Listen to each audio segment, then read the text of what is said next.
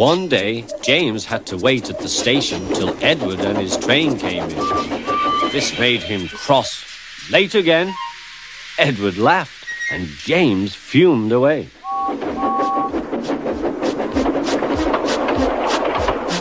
After James had finished his work, he went back to the yard and puffed onto the turntable.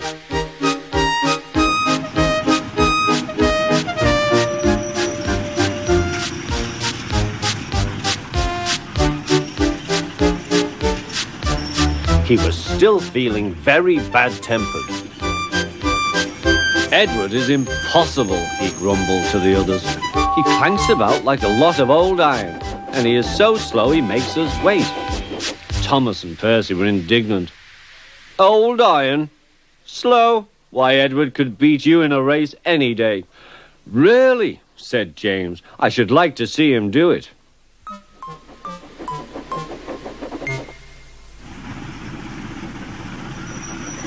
Next morning, James's driver was suddenly taken ill.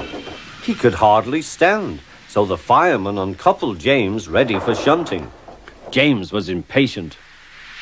Suddenly, the signalman shouted.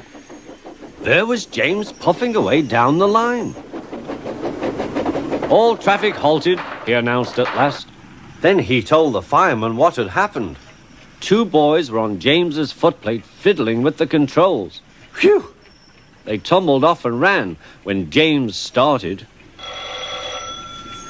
The signalman answered the telephone. Yes, he's here. Right. I'll tell him.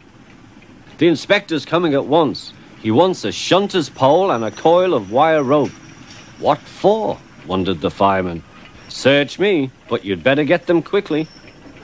The fireman was ready when Edward arrived.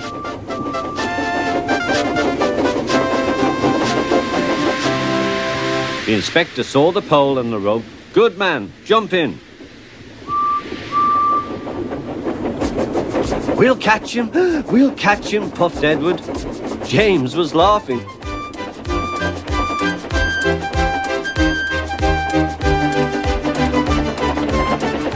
What a lark, he chuckled to himself. Suddenly he was going faster and faster.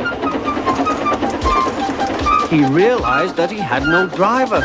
What shall I do? I can't stop. Help! Help! We're coming, called Edward.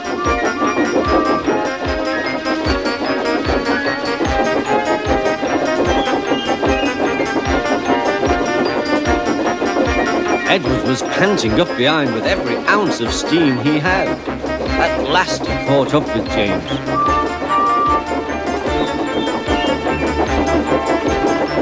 Steady, Edward, called his driver.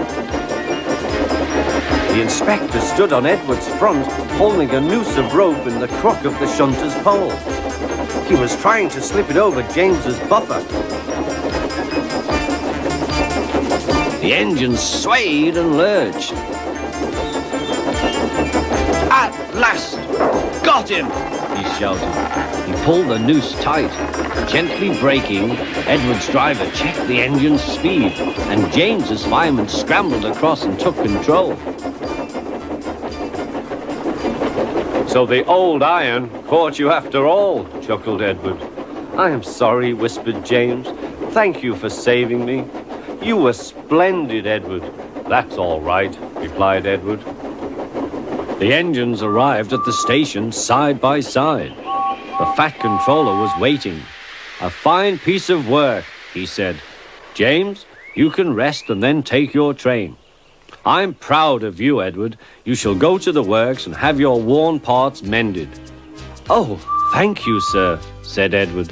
It'll be lovely not to clank.